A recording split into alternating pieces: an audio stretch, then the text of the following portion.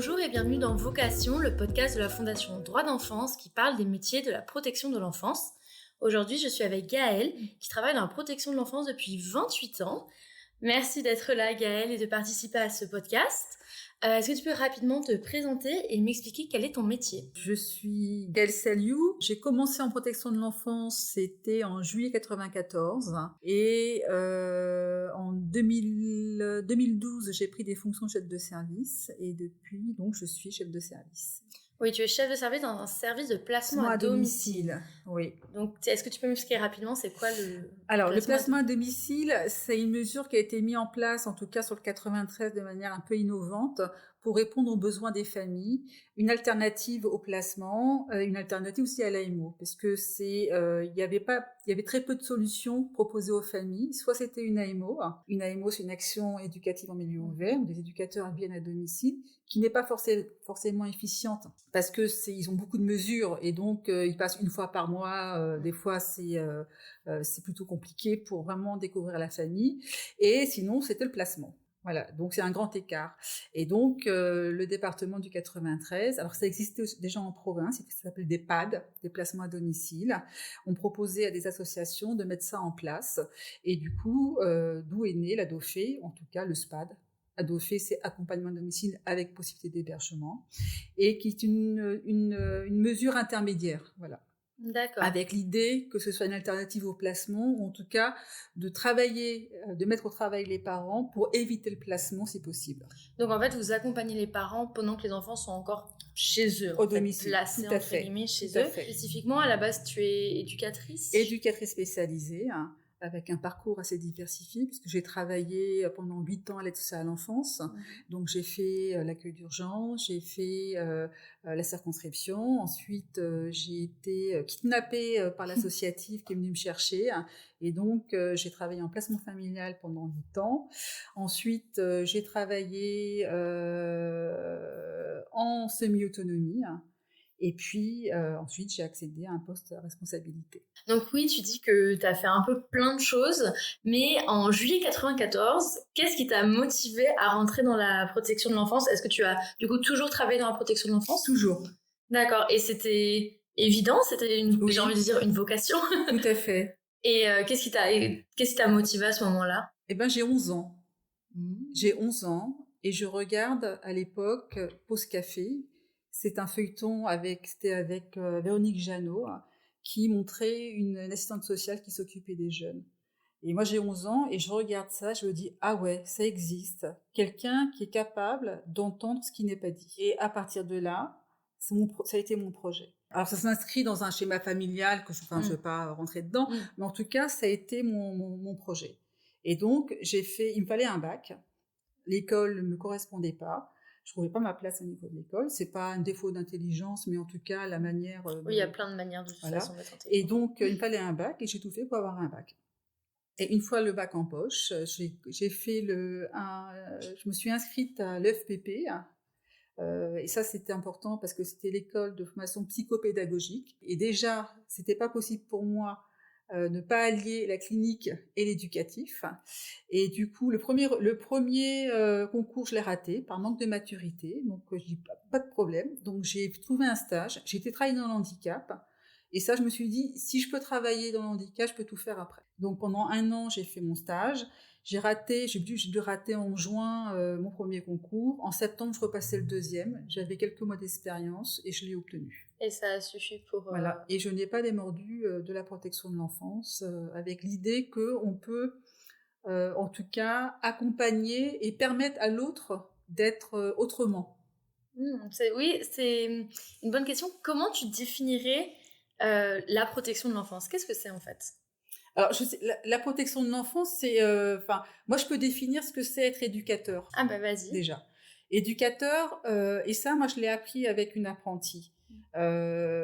Pour conceptualiser, en tout cas, la fonction, c'est de dire à l'autre, tu peux faire autrement, tu es capable d'autre chose et de ne pas renoncer. Et donc, c'est de comment on met l'autre au travail, en fait. On met nos capacités psychiques à sa disposition. Et du coup, on lui fait des propositions. Mais là, quand tu fais ça, ça veut dire ça. Est-ce que c'est ça que tu voulais dire ? non, c'est pas ça, peut-être qu'il faut que tu le dises autrement. Et donc, du coup, ça, sur la fonction éducative, ça, c'est, en tout cas, ça reste ma ligne de conduite. C'est de permettre à l'autre, très bien, tu fais ça, ok, ça te plaît pas ça, la critique est facile, la rectifier, qu'est-ce que tu me proposes? Et vraiment de travailler sur la responsabilité de l'autre. Oui, ça c'est pas bien, oui, tu as vécu ça, mais ok, moi, tu vas sortir de ta place de victime un petit peu, parce que demain, la société, c'est pas leur problème, ça. Donc c'est un espèce d'accompagnement à les réinsérer en quelque sorte pour justement, peu importe leur bagage. C'est les amener à penser en tout cas et à aller chercher le bon. Aller chercher le bon chez l'autre en fait. Parce que tout le monde peut donner, moi la première, je peux donner le meilleur comme le pire. En fonction du contexte. Donc après, il faut des belles rencontres aussi. J'ai eu des belles rencontres dans ma carrière, des belles rencontres avec des jeunes. Je n'ai oublié aucun jeune que j'ai accompagné. C'est des fois, je pense encore à eux. Alors certains, ils doivent être maintenant très âgés, peut-être parents. Et en tout cas, c'est d'accueillir leur souffrance. Et je pense qu'on a tous eu à des moments donnés des tuteurs de résilience qui nous a permis de s'appuyer sur une personne et de pouvoir aller chercher le meilleur de nous et pouvoir construire, créer, avancer, quoi. Et quand tu as commencé, parce que ça du coup c'est comment toi tu perçois d'être éducatrice, tu penses que la société aujourd'hui, comment elle perçoit ça, et surtout est-ce que tu vois une différence entre quand tu as commencé, comment les gens percevaient ton métier, et comment on le perçoit aujourd'hui? Alors, je pense que pendant longtemps, moi j'arrivais pas à expliquer ce que c'était. Parce qu'on me disait, t'es éducatrice, oui, spécialisée en quoi? Je disais, mais je ne sais pas, je peux pas expliquer, c'est du vécu. Après, j'ai pu expliquer davantage quand j'ai compris ce que c'était la fonction éducative, de pas renoncer, de pas faire le deuil de possible pour un enfant, de le mettre au travail, de le questionner, mais qu'est-ce que ça veut dire ce que tu fais là?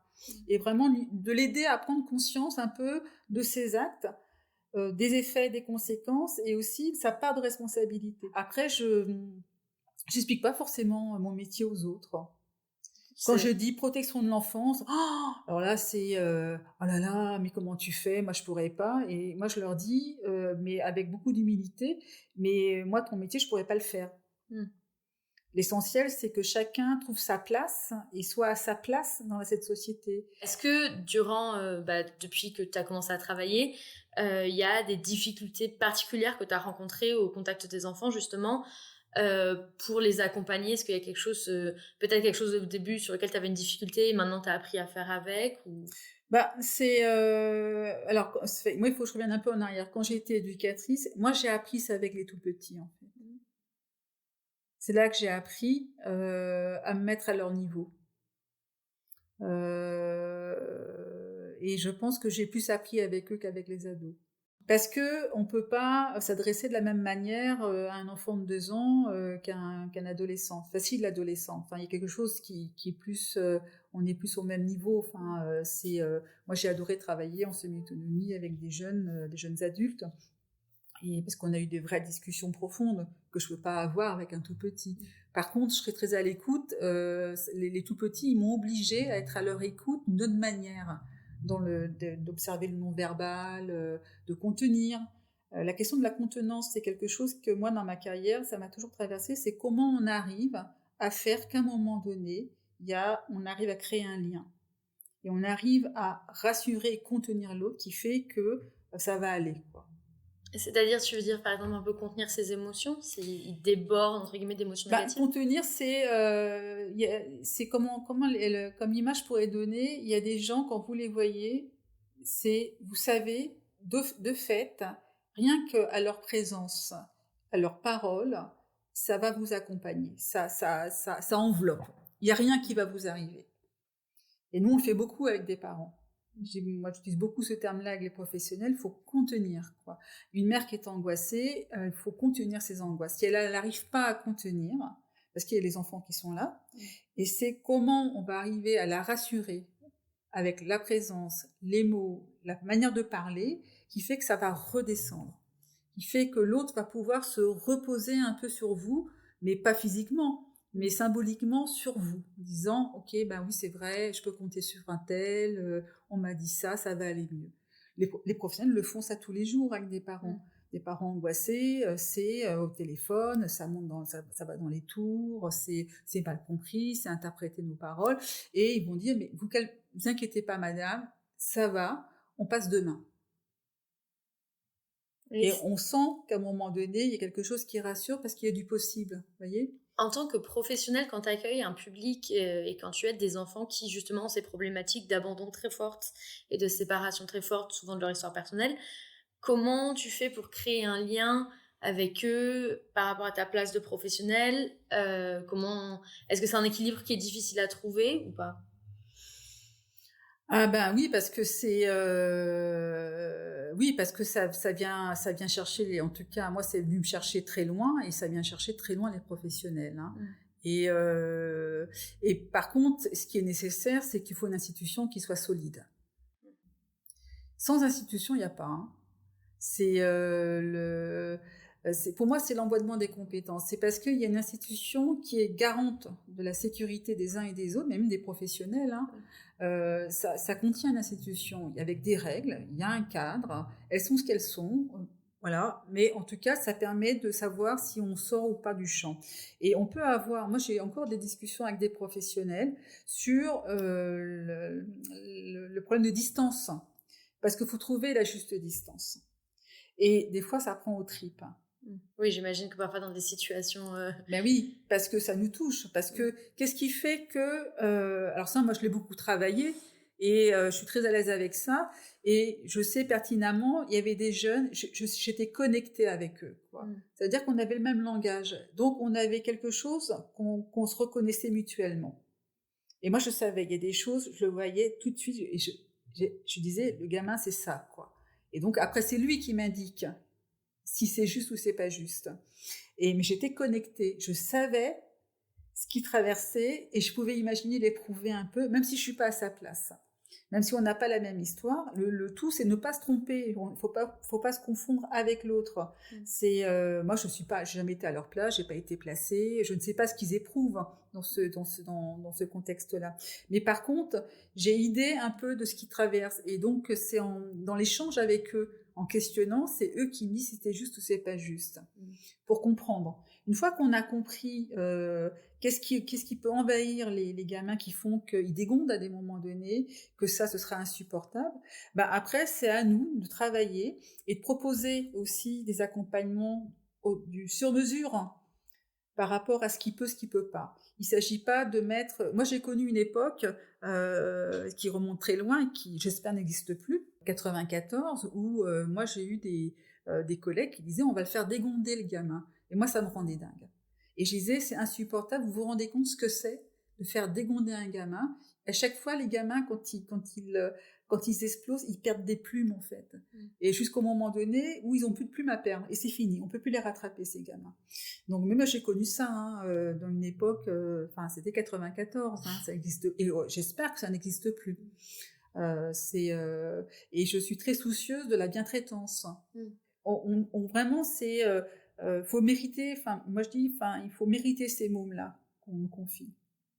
Ah, c'est une jolie façon de... Ouais, il faut les mériter. Et des fois, je suis traversée par ça des fois, quand je vois des attitudes, alors pas au niveau du SPAD, hein, mais sur d'autres, et je me suis dit, mais ils les méritent pas, ces gamins, parce qu'on apprend tellement avec eux, et c'est eux qui nous rendent meilleurs, hein, quand même, hein. C'est pas, moi j'ai pas inventé le fil à couper le beurre, hein, j'ai beaucoup appris avec eux, et sans doute ils m'ont rendu meilleur. Mais c'est vraiment, ils sont précieux, quoi. C'est vraiment, on n'a pas le droit de renoncer à des choses, ou c'est tellement facile et ça, moi, j'en ai connu pas mal, hein. C'est bon, et ils dégagent, quoi. Ça, c'est juste pas possible. Oui, est-ce que, c'est une autre question, ça, est-ce que dans ta carrière, il y a eu un moment où, face à une situation, tu t'es sentie presque, t'avais l'impression que tu pouvais plus faire, et t'as limite cette envie d'abandonner, de te dire, bon, là, je peux pas sauver je peux rien faire. Oui, et ça, à chaque fois que l'institution a été dysfonctionnante. D'accord. Oui, du coup, c'est ce que tu disais tout à l'heure, avec cette idée de, t'as besoin d'avoir une institution derrière toi. Enfin, à partir du moment où on est dans un cadre professionnel, après, j'ai plein de belles rencontres à l'extérieur, j'ai pas besoin d'une institution pour être en lien, tout ça. Mais dans un cadre professionnel, il faut que les professionnels puissent être suffisamment sécurisés pour qu'ils puissent s'engager. Si l'institution, si au-dessus il n'y a pas de cadre, ça dysfonctionne, ben, ils s'accrochent au cadre, ils tombent. Hein. Et les gamins, ils s'accrochent aux éducs. Enfin, c'est le poids, vous voyez. Faut, Et ça, moi, j'ai appris ça en placement familial. C'est pour que ça fonctionne bien, il faut en tout cas qu'il y ait un cadre suffisamment souple et en même temps bienveillant et en même temps clair pour que les éducateurs puissent s'y accrocher, s'engager, que les gamins s'accrochent aux éducateurs. Il ne faut pas que ça tombe au-dessus. Il faut que chacun, entre guillemets, fasse son rôle pour que tout puisse... Il y a une symbiose, en quelque sorte. Voilà, c'est l'emboîtement des compétences. Et à chaque fois, et c'est ça un peu dans les reportages qu'on voit, c'est au niveau de... En tout cas, certains établissements, les cadres sont manquants. C'est intéressant, du coup, tu mentionnes les reportages. C'est vrai que récemment, il y a eu pas mal de reportages à charge sur le milieu de la protection de l'enfance. Toi, en tant que professionnel qui travaille et depuis un moment... Comment tu te sens quand tu vois ça? Est-ce que ça te crée de la frustration, de la colère? Est-ce que tu comprends? Quel est ton rapport à ça? Moi, le dernier reportage, j'étais blasée. C'est terrible, hein? J'étais blasée parce que je me dis, mais on sait que ça dysfonctionne, c'est récurrent. Et il n'y a pas de modification. S'il suffit de repeindre les murs d'une maison pour que la vie dans la maison soit possible, ça se saurait. Et que du coup, moi, ce que j'ai perçu, c'est que, en tout cas, dans le reportage, des éducateurs très seuls, très, j'ai pas vu de cadre non plus, très désemparés et démunis. Et je mets au défi n'importe qui de se retrouver sur un groupe d'enfants avec des problèmes de ressources humaines, seul avec un groupe, c'est sûr qu'à un moment donné, parce que c'est la fonction éducative, quel que soit l'endroit dans lequel on est, si l'institution, et ça j'insiste sur la dimension institutionnelle, si elle dysfonctionne, les éducateurs sont seuls et ils sont pas sécurisés. Et quand on n'est pas sécure, on peut pas accompagner l'autre. Pour moi, c'est un ensemble. Et que du coup, et n'importe quel contexte, si en tout cas parce que c'est très insécurisant l'intervention. C'est pas nos enfants, on parle pas de soi, c'est du bon sens. Le bon sens, c'est pas le même pour tout le monde. Donc, quand tu dis justement c'est pas nos enfants, etc. Et tout à l'heure, un peu plus tôt, tu parlais du rapport avec les parents. Est-ce que c'est difficile aussi en tant que professionnel de se placer par rapport aux parents, d'accompagner leurs enfants, ton rôle et ça rejoint un peu ce qu'on disait de mettre la distance. Comment on fait pour s'occuper d'enfants d'autres personnes, entre guillemets? En tout cas, l'orientation qui a été choisie sur le SPAD, c'est en tout cas d'accompagner les parents dans leur parentalité, avec l'idée que si les parents ça va pas trop mal, les enfants ça va pas trop mal non plus. Mais c'est les effets. Parce que forcément, si nous on intervient, déjà si un juge penche, alors c'est pas de moi, ça c'est de Marie Labarrière qui faisait le gaffe, c'est une grande dame je trouve, et qui nous avait indiqué si un juge penche sa tête dans une famille, c'est que c'est grave. Et que tout le monde a un juge au-dessus de la tête. Alors il vient ou pas dans la famille, si l'équilibre est suffisant, il n'a pas à venir. Quand un juge penche sa tête, c'est que c'est vraiment suffisamment grave. Et du coup, notre travail, c'est d'accompagner les parents à se réajuster dans leur fonction parentale. Alors, c'est plus facile de s'occuper des enfants que des parents. Oui, j'imagine que... Voilà, c'est pas le choix facile qu'on a fait. Et donc, c'est trouver un équilibre. Donc, on est plus en lien, en tout cas, on accompagne davantage les parents sur leur fonction qu'on est en lien avec les enfants. Alors, les enfants, on les voit quand même. Mais c'est vrai que parce que c'est notre boussole, c'est eux qui nous indiquent les justes ou les pas justes. Mais c'est les parents. Les parents, ils ont un problème de cadre, de limite et de réponse éducative et une prise en compte des besoins des enfants. Notre travail, c'est de les amener, en tout cas, à réajuster leur position. Et s'ils savent pas faire, c'est pas grave. Le tout, c'est qu'on trouve des relais Bah, si moi je sais pas faire ça, bah, je vais demander peut-être à un tel de ma famille qui sait le faire. Si l'accompagnement au niveau de la scolarité c'est difficile, bah, peut-être que je vais trouver en tout cas un soutien scolaire pour mon enfant et lui permettre de pouvoir en tout cas évoluer.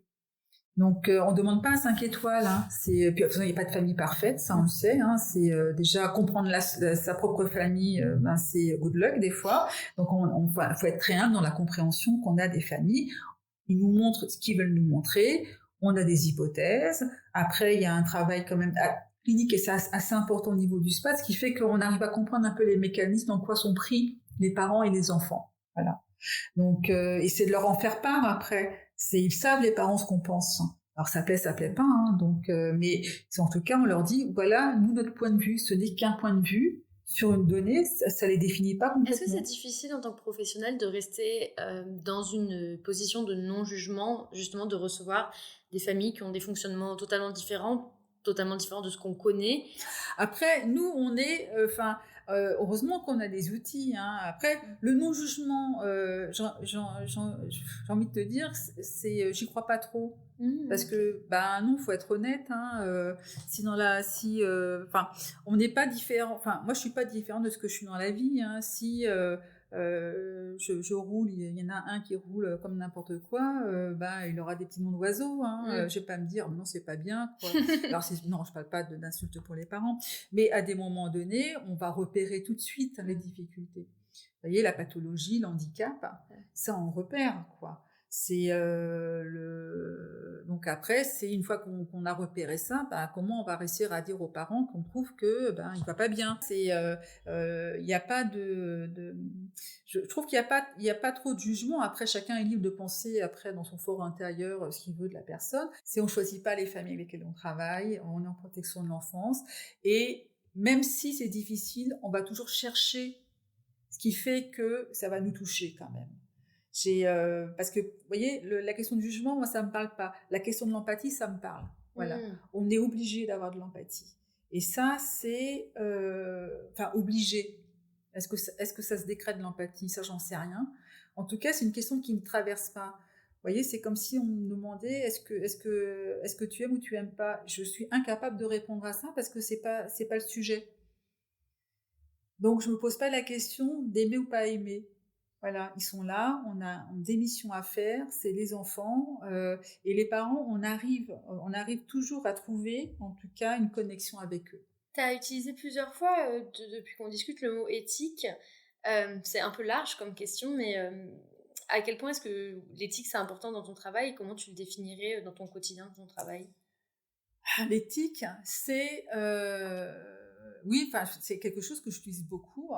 Je crois que quand je me suis engagée en protection, alors dans ce métier-là et en protection de l'enfance, ça a été en tout cas sur des valeurs. Et pour moi, quand je dis mon éthique, si par exemple si on me dit le gamin il dégage, ça c'est pas possible pour moi. Quoi. C'est pas c'est pas un déchet quoi. Enfin, ça dégage pas non. C'est soit c'est pas adapté, c'est nous qui sommes pas adaptés là, parce que c'est ça, c'est pas lui qui est pas adapté, c'est nous. Donc je ne ferai pas des choses avec lesquelles je ne suis pas en accord. C'est marrant parce que la définition de l'éthique, j'avais été la voir il y a pas longtemps et puis je pense que je l'ai oubliée, mais c'est très bien, c'est comme ça que c'est intégré aussi. Mais je ne ferai pas de violence, je ne mettrai pas à mal l'autre. Même si je peux avoir de ma fonction de cadre, des fois c'est raide, hein, je ne bouge pas. Mais c'est pas parce que les annonces sont difficiles. De dire à un parent, voilà, notre préconisation c'est un placement, c'est difficile. Mais je ne vais pas, comment dire. Comment je pourrais dire sur l'éthique? C'est en général dès que ça me pique, moi, ça va toucher mes valeurs. Oui, en fait, quand tu le ressens, quand tu sens que quelque chose ne va pas être éthique, c'est physique limite. Oui, moi ça passe beaucoup par le corps et je me dis là non, il y a un truc qui va pas quoi. Ah oui, non mais c'est pas possible parce que c'est toujours les effets et les conséquences sur l'autre. Je n'irai pas comment dire. Ah ouais, l'éthique, c'est compliqué à définir. Hein. mais c'est très en lien avec mes valeurs, avec ce que je crois aussi, mes croyances. C'est la question du sens aussi. Moi, je fais attention, en tout cas, j'essaye de faire attention. Des fois, il y a des situations, c'est un peu bancal, dans le sens où c'est limite par rapport à nos dispositifs. Mais par exemple, j'ai toujours été, et c'est ce que j'ai fait quand je suis allée au SPAD, j'ai baissé la marche pour qu'elle soit accessible à l'autre. Sinon, autrement, il faut permettre à des parents qui sont en difficulté avec des enfants, il faut qu'ils puissent accéder. Quand on met la barre trop haute, c'est pas possible. Vous voyez, si on me dit demain, ce gamin, on le fait dégonder, c'est sans moi. Ça, c'est une question d'éthique. Je pourrais pas. C'est faut que les choses ça soit faites proprement. Enfin, c'est pas ah ouais, l'éthique, ouais, c'est compliqué à définir. Mais c'est dans ton quotidien. J'ai envie de poser une dernière question qui pourrait un peu résumer, et être un peu ouverte par rapport à tout ce qu'on a discuté. C'est quoi, aujourd'hui, après tout ce que tu as fait dans la protection de l'enfance, qu'est-ce qui fait que tu y es encore? Qu'est-ce qui fait que pour toi, c'est une vocation? Alors, je sais pas si c'est une vocation. Ou que ce n'est pas une vocation. Non, parce que vocation, ça fait penser un peu aux religieuses.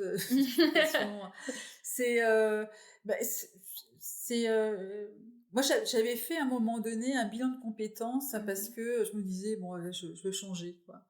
Et le bilan de compétences m'a renvoyé en me disant, vous êtes très bien là où vous êtes. J'ai dit, super, ça servira à grand chose pour après me confirmer. Non, parce que je pense que on peut être utile. Je pense que j'ai idée que parce que j'y trouve du sens, parce que je pense que nos actions apportent des vraies choses aussi aux familles. Alors, est-ce que c'est suffisant? Ça, c'est une autre question.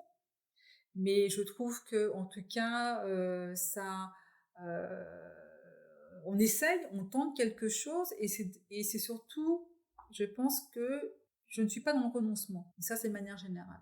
Donc, je ne vois pas ce que je pourrais faire d'autre. Alors, des fois, je leur dis, moi, demain, on me propose, je suis dans le sud, un hôtel, je sais pas, je me verrais bien, j'accueille les clients. Mais c'est pas vrai, parce que déjà, de toute façon, il fait trop chaud dans le sud, donc je pourrais pas y rester. Et je pense que je suis vraiment intéressée profondément par l'autre. J'ai eu des opportunités de partir sur autre chose, et je me suis dit, bon, est-ce que ça t'intéresse? Et des fois, certains de mon équipe, ils remettent 1 euro dans le jukebox de Galsalio et ça repart, ça y est, et j'ai envie de comprendre. Je reste toujours avec cette envie de comprendre. C'est qu'est-ce qui se passe, qu'est-ce qui fait, qu'est-ce qui amène qu'à un moment donné, un adulte soit dans cet état-là, c'est qu'est-ce qui fait que cet enfant, il va pouvoir, il va trouver des ressources ailleurs. Ça m'intéresse, de comment il fait l'autre, ça m'intéresse. Par contre, je disais qu'il y a des institutions qui pourraient me proposer 10 000 euros, je n'irai pas. D'accord. Parce que l'institution reste, pour moi, c'est la colonne vertébrale de l'intervention. Donc en fait, finalement, ce qui te tient, en fait, c'est l'autre. Ben oui, et puis il y a toujours du possible. C'est un joli. Voilà. C'est une jolie note positive pour finir, je pense, notre discussion. Merci beaucoup d'avoir accepté de discuter. Ben, merci à toi. Et j'espère que ça sera utile pour toutes les personnes qui ont écouté de découvrir un peu l'envers du décor de la protection de l'enfance. On se retrouve très bientôt pour un autre épisode. Merci d'avoir écouté jusqu'au bout. Bonne soirée et n'hésitez pas à suivre la Fondation Droits d'Enfance sur nos réseaux sociaux.